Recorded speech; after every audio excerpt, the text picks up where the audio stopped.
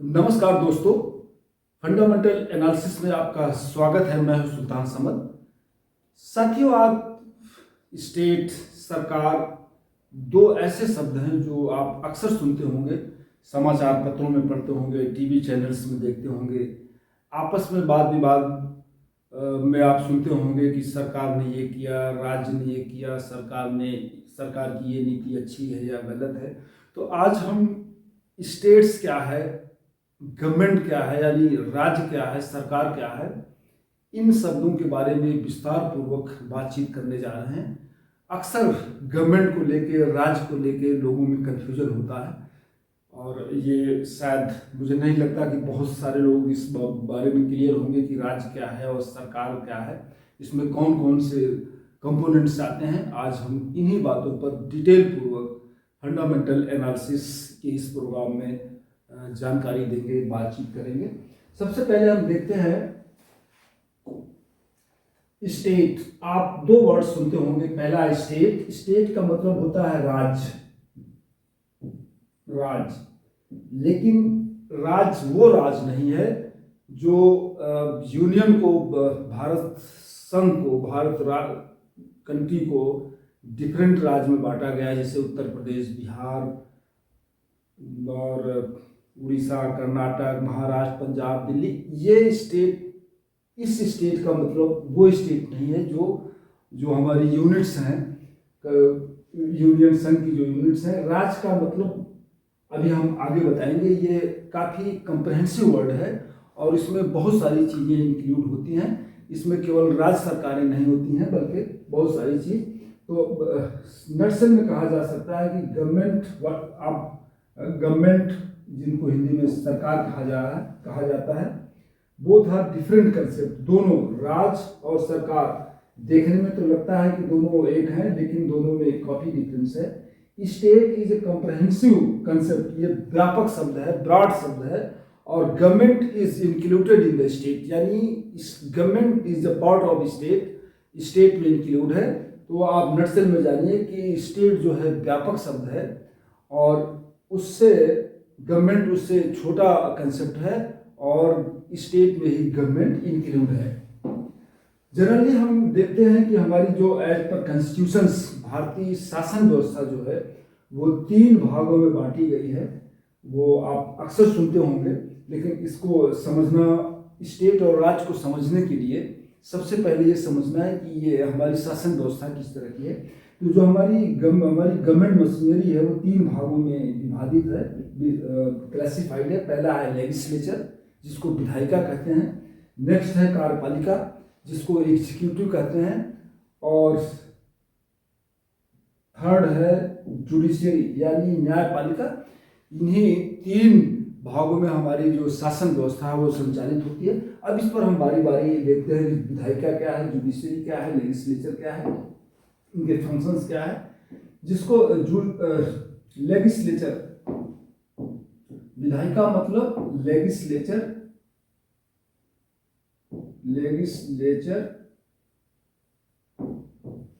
विधायिका का जो मूल काम है वो है कानून बनाना। विधायिका लेजिस्लेशन करती है, इसका मूल काम है संविधान में संशोधन करना। कार्यपालिका पर नियंत्रण, control over the executive and budget पारित करना, ये मूल काम है विधायिका के। अब इसकी कंपोजिशन क्या है, विधायिका की जो हमारा लेजिस्लेचर है किसको कहते हैं, इसमें कौन कौन से कंपोनेंट आते हैं, इसकी संरचना क्या है, कंपोजिशन क्या है, इस पर बात करते हैं। पहले है पार्लियामेंट, केंद्र लेवल पर। इस 2 लेवल पर है हमारी विधायिका। पहले है India, as per article 1, India is the union of states, यानी भारत राज्यों का संघ है, ये हमारा आर्टिकल 1 कहता है। और इसीलिए सेंटर, यहाँ 2 तरह की सरकारें लागू हैं, यूनियन लेवल पर, केंद्र लेवल पर, और राज्य लेवल पर। आप सुनते होंगे राज्य सरकार और केंद्र सरकार। केंद्र लेवल पर यानी यूनियन लेवल पर पार्लियामेंट है, जो लेजिस्लेचर है, जिसको हम संसद कहते हैं। इसके 2 हाउसेज हैं, एक है लोकसभा, जिसके मेंबर्स MP होते हैं, और दूसरा है काउंसिल ऑफ स्टेट, जिसको हम राज्यसभा कहते हैं। आप अक्सर सुनते होंगे राज्यसभा सदस्य हैं या लोकसभा सदस्य। तो काउंसिल ऑफ स्टेट यानी राज्यसभा के सदस्य को राज्यसभा को काउंसिल ऑफ स्टेट कहा जाता है और इसके मेंबर को राज्यसभा सदस्य कहा जाता है, और लोकसभा के मेंबर्स को मेंबर ऑफ पार्लियामेंट यानी एमपी कहा जाता है, सांसद। इसी तरह स्टेट लेवल पर जो हमारा लेजिस्लेचर है उसको विधानमंडल कहा गया है, और इसके भी दो हाउसेज हैं, लेजिस्लेटिव असेंबली और लेजिस्लेटिव काउंसिल। लेजिस्लेटिव असेंबली के जो मेंबर्स होते हैं उनको एमएलए कहा जाता है, मेंबर ऑफ लेजिस्लेटिव असेंबली, और जो लेजिस्लेटिव काउंसिल है उसको एमएलसी कहते हैं, मेंबर्स ऑफ लेजिस्लेटिव काउंसिल। तो इस तरह से हमारा जो लेजिस्लेचर है वो दो लेवल पर है। एक सेंट्रल लेवल पर है जिसको पार्लियामेंट कहते हैं, पार्लियामेंट के दो हाउसेज हैं, लोकसभा और राज्यसभा। इसी तरह स्टेट लेवल पर जो हमारा लेजिस्लेचर उसको विधानमंडल कहते हैं, उसके भी दो पार्ट हैं, एक है विधानसभा, एक है विधान परिषद। अब नेक्स्ट है, दूसरा है कार्यपालिका, एग्जीक्यूटिव। ये काफी इंपॉर्टेंट है और इसी को लेके लोगों में भ्रम होता है, इसी को कुछ लोग सरकार कहते हैं, लेकिन पार्टली ये सारी जो हमारी एग्जीक्यूटिव है कार्यपालिका वो टोटल सरकार ने, अब इसको और हम बारीक से समझाएंगे। कार्यपालिका का जो मेजर काम है वो जो लेजिस्लेचर यानी विधायिका जो कानून बनाती है, इनैक्टमेंट करती है, लेजिस्लेशन करती है, उसका एग्जीक्यूशन करती है, उसका इम्प्लीमेंटेशन करती है, और शासन प्रशासन को संचालित करती है, नीति निर्धारण करती है, लॉ एंड ऑर्डर मेंटेन करती है। These are the basic works of the executive. अब देखते हैं कि एग्जीक्यूटिव में कौन कौन लोग आते हैं। इसकी जो कंपोजिशन है ये बहुत विशाल है, ब्रॉड है। इसमें फ्रॉम प्रेसिडेंट यानी राष्ट्रपति से लेके जितने गवर्नमेंट एम्प्लॉय हैं, चाहे वो फर्स्ट क्लास हो, चाहे सेकंड क्लास हो, चाहे थर्ड क्लास हो, चाहे फोर्थ क्लास हो, जितने लोग हैं all are the part of executive. ये चीज आप समझ लीजिए कि चाहे वो जो भी, चाहे वो चपरासी हो, क्लास फोर्थ का हो, क्लास समूह ग का हो, थर्ड का हो, फर्स्ट का हो, सारे लोग मिलकर एग्जीक्यूटिव का कंपोजिशन करते हैं। इसमें chief minister, prime minister, all ministers, सारे जितने ब्यूरोक्रेट्स हैं, सारे डिपार्टमेंट हैं, सारे लोग एग्जीक्यूटिव का पार्ट है।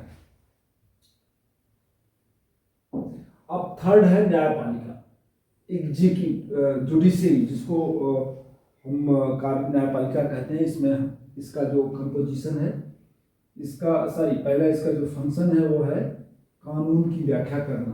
कानून जो लेजिस्लेशन यानी जो हमारा लेजिस्लेचर का विधायिका जो कानून बनाती है, चाहे वो स्टेट लेवल पर हो या सेंट्रल लेवल पर हो, उसकी व्याख्या करना हो, एज पर कॉन्स्टिट्यूशन है कि नहीं, वो इसको हर कानून की जुडिशरी को, हमारी जो हाई कोर्ट है और सुप्रीम कोर्ट, इनको एम्पावर्ड है, पावर है कि किसी भी बनाए हुए कानून को उसकी जांच पड़ताल कर सके कि वो एज पर कॉन्स्टिट्यूशन है कि नहीं। अगर कोई कानून कॉन्स्टिट्यूशन का वायलेशन करता है, खासकर फंडामेंटल राइट्स को, तो उस कानून को जुडिशरी नल एंड वाइड घोषित कर सकती है, उसे निरस्त कर सकती है, ये राइट है। तो इस मेन काम जुडिशरी का लेजिस्लेचर द्वारा बनाए गए कानूनों की व्याख्या करना है, उसको सही गलत ठहराना है, और दूसरा न्याय करना है, केस की हेयरिंग करना है, जजमेंट करना है, ये न्याय प्रदान करना है। ये दो बेसिक काम है। अब देखते हैं composition of composition of judiciary, इसकी संरचना क्या है, इसमें कौन कौन सी जुडिशरी में क्या क्या आता है। तो पहले है सर्वोच्च न्यायालय, सुप्रीम कोर्ट। ये हमारे देश की ये अपेक्स न्यायालय है सुप्रीम कोर्ट। और उच्च न्यायालय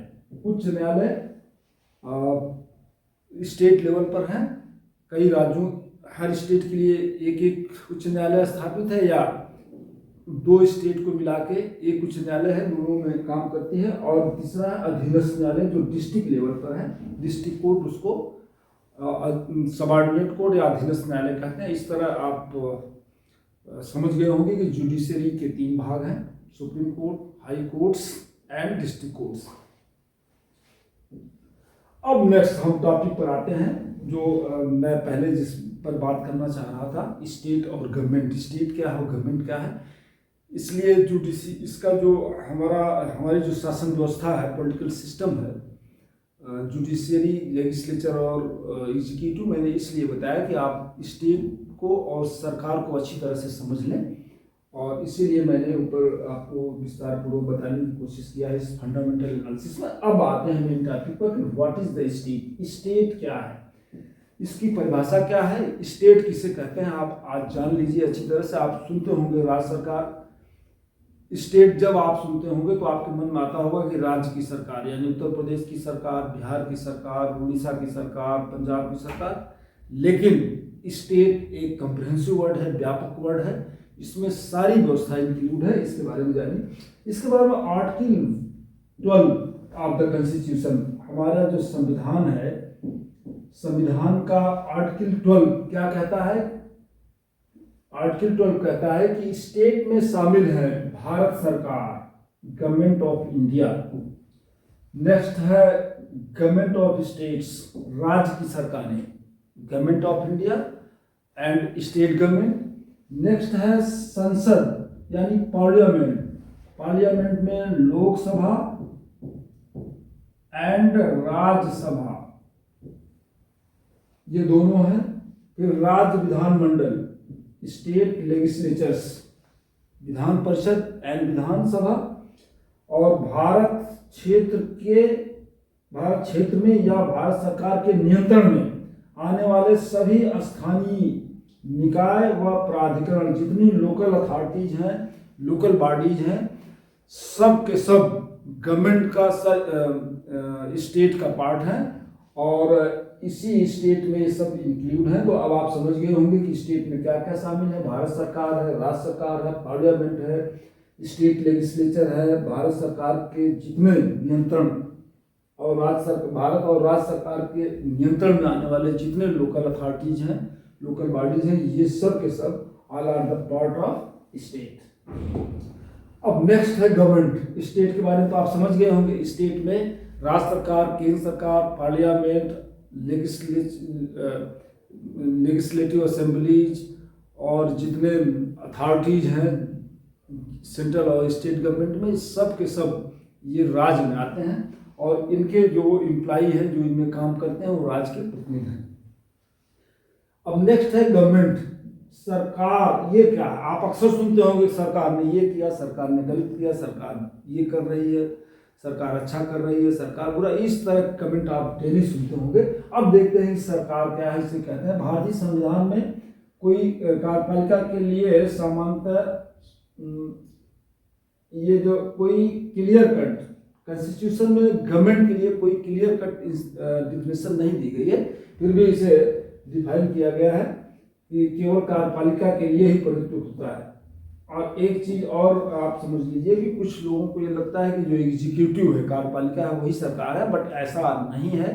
इसमें थोड़ा सा लिटिल बिट डिफरेंस है। पूरी कार्यपालिका सरकार नहीं है, कुछ पार्ट ऑफ द कार्यपालिका एग्जीक्यूटिव इज द गवर्नमेंट। ये हम आगे इसको क्लियर करते हैं।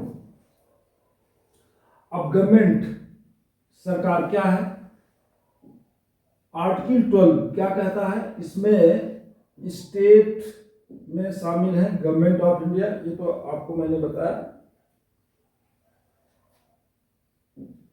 अब देखते हैं कि गवर्नमेंट में कौन कौन से जो अथॉरिटीज हैं या पदाधिकारी हैं वो आते हैं। गवर्नमेंट में पहले आते हैं राष्ट्रपति, ऑनरेबल राष्ट्रपति, प्रधानमंत्री एंड देयर मंत्रिपरिषद, राष्ट्रपति, प्रधानमंत्री और उनकी कैबिनेट मिनिस्टर्स, स्टेट्स के चीफ मिनिस्टर्स एंड उनका पूरा मंत्रिमंडल। नेक्स्ट है top bureaucrat who works in the ministries. अब देखिए, मैंने बताया था कि एग्जीक्यूटिव में सारे लोग आते हैं, from president to bottom level तक, क्लास 4 तक का एम्प्लॉई, वो सब कार्यपालिका के अंग हैं, लेकिन सरकार के अंग नहीं है। सरकार में कौन कौन है, राष्ट्रपति, prime ministers, other central ministers, state में मुख्यमंत्री और उनका मंत्रिमंडल, और जो मिनिस्ट्रीज हैं, हर विभाग, पूरी सरकार जो है विभागों में बटी हुई है। जितने विभाग आप सुनते होंगे, कृषि मंत्री, उद्योग मंत्री, कपड़ा मंत्री, खनन मंत्री, कपड़ा मंत्री, गृह मंत्री, ये सारे जो मंत्रालय सरकार में सरकार के जो मंत्रालय हैं, सरकार जिसमें बटी हुई है, उसको उसमें जो ब्यूरोक्रेट्स हैं टॉप, खासकर आईएएस पीसीएस, और उनके नीचे जो हायरार्की है, deputy secretary, special secretary, principal secretary, chief secretary से लेके अंडर सेक्रेटरी तक जितने लोग हैं, ये सब के सब पार्ट हैं गवर्नमेंट के। केवल यही लोग जो मिनिस्ट्रीज में पोस्टेज हैं वही गवर्नमेंट के पार्ट हैं, बाकी अदर एम्प्लॉय पार्ट हैं। इसको और हम अभी आगे क्लियरिफाई करते हैं। From chief secretary to under secretary तक ये लोग आए, मैंने इसके बारे में बताया। अब देखते हैं कि सेक्रेटरीज क्या है। जो हमारे, आप सुनते होंगे सचिव, चाहे वो स्टेट गवर्नमेंट हो चाहे सेंट्रल गवर्नमेंट हो, हर विभाग में सचिव होते हैं, और यही सचिव मिनिस्टर्स को हेल्प करते हैं, और उन्हीं के माध्यम से पॉलिसी मेकिंग होती है, उसका एग्जीक्यूशन होता है, डायरेक्शन होता है। अब सेक्रेटरीज की जो श्रेणी है, खासकर उत्तर प्रदेश गवर्नमेंट में, उसके बारे में हम बताएंगे। टॉप पर होते हैं चीफ सेक्रेटरी। चीफ सेक्रेटरी ये ओवरऑल सारे मंत्रालयों को, सारे सचिवों को उसके हेड होते हैं। सारे सचिव, जितने विभागीय सचिव होते हैं, सबके हेड होते हैं कौन? Chief secretary. और उसके बाद होते हैं additional chief secretary.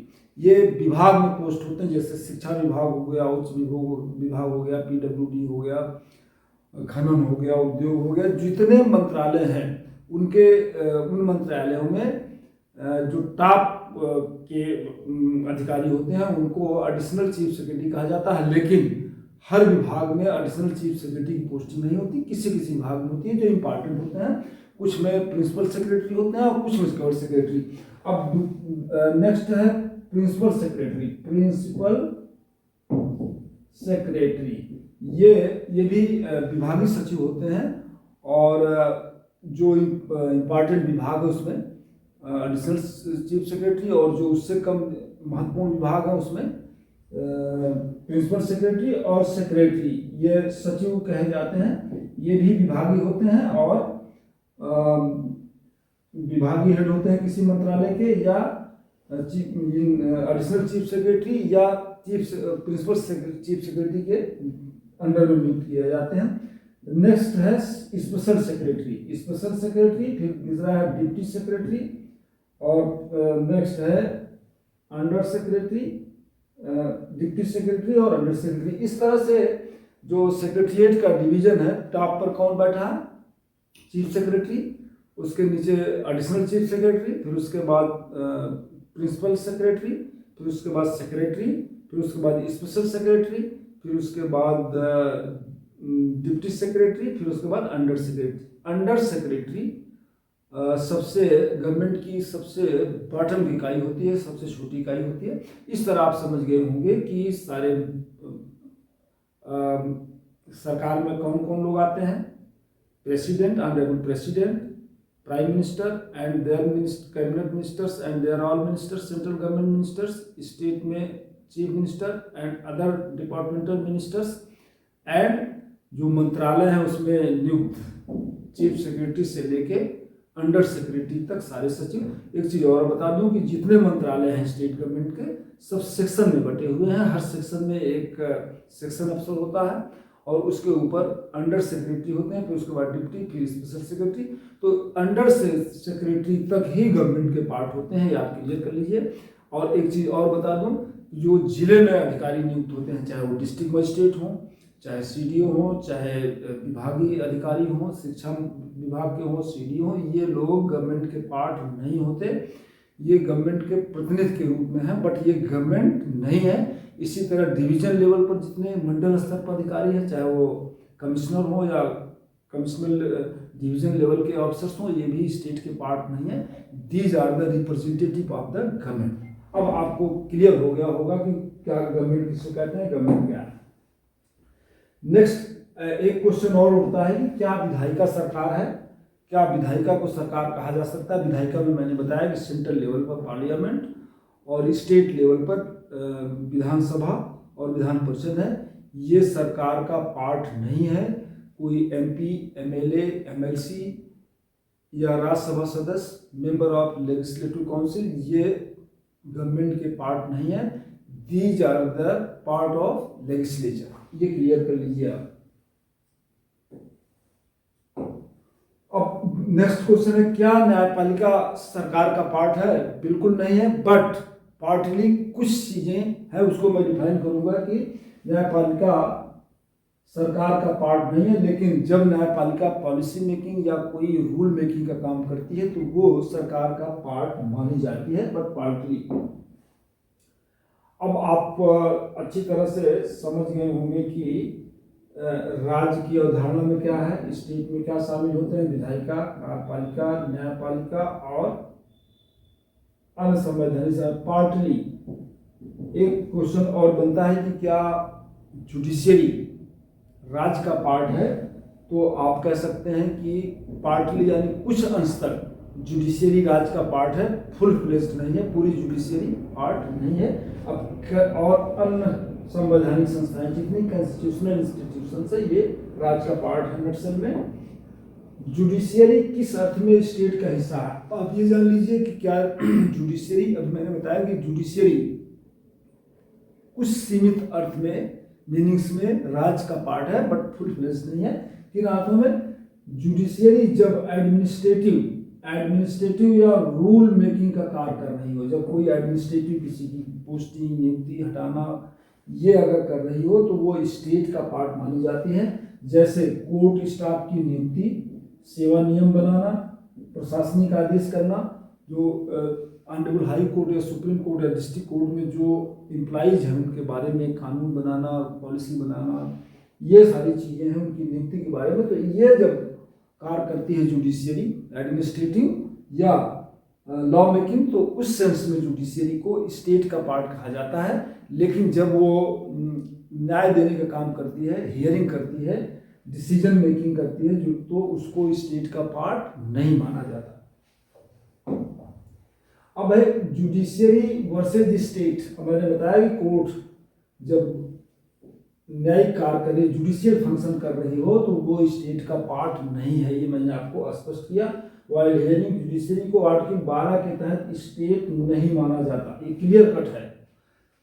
As per article 12 of the constitution, judiciary is not state, it is a clear cut provision in the constitution, क्योंकि न्यायिक स्वतंत्रता, इंडिपेंडेंस जरूरी है। जुडिशियल इंडिपेंडेंस के नाते जुडिशियरी को स्टेट में इंक्लूड नहीं किया गया है full fledge, but some extent law making और एडमिनिस्ट्रेशन का कार्य जब जुडिशियरी करती है तो उसको स्टेट कहा जाता है।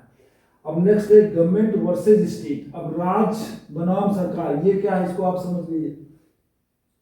गवर्नमेंट केवल एग्जीक्यूटिव, मैंने बताया कि गवर्नमेंट केवल एग्जीक्यूटिव जो है वही है, लेकिन सारी एग्जीक्यूटिव गवर्नमेंट नहीं है, ये आपका क्लियर हो गया होगा।